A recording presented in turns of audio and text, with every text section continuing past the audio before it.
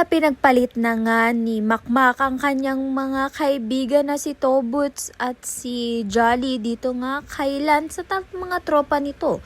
Dahil nga hindi sinipot ni Makmak ang gala nga nilang magkakaibigan at sumama nga sa tropa nga nito ni Lance.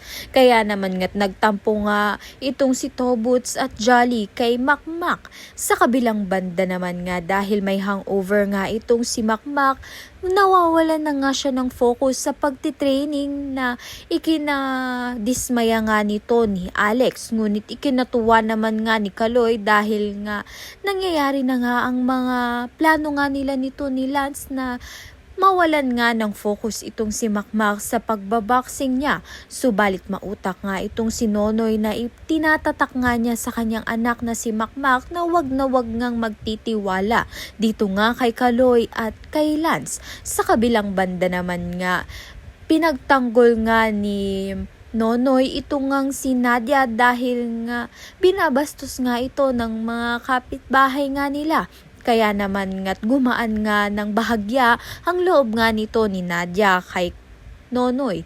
Kaya naman nga't yan at iba pa ang dapat nating pakaabangan. Maraming salamat sa iyong panonood.